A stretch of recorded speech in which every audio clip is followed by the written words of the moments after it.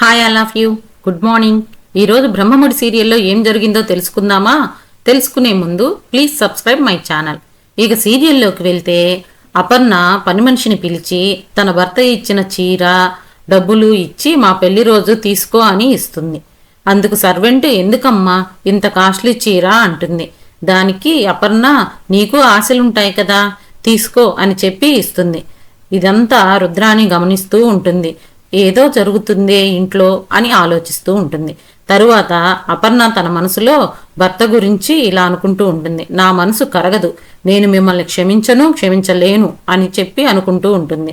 అంతలో కావ్య రాజు అందరినీ హాల్లోకి రమ్మని కూర్చోబెడతారు. అందరూ ఏంటి ఇలా కూర్చోబెట్టారు, ఏంటి స్పెషల్ అని అడుగుతారు.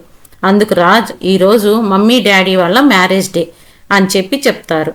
అందరూ సంతోషంగా హ్యాపీ యానివర్సరీ అని చెప్పి అభినందనలు తెలియజేస్తారు.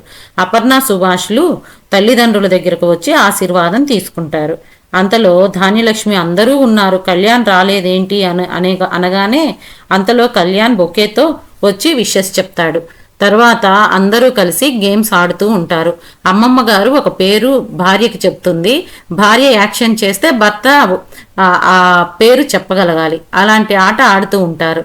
అలా ఆడుకుంటూ ఉంటారు. ఆటలో మాత్రం సుభాష్ అపర్ణలు మాత్రమే గెలుస్తారు.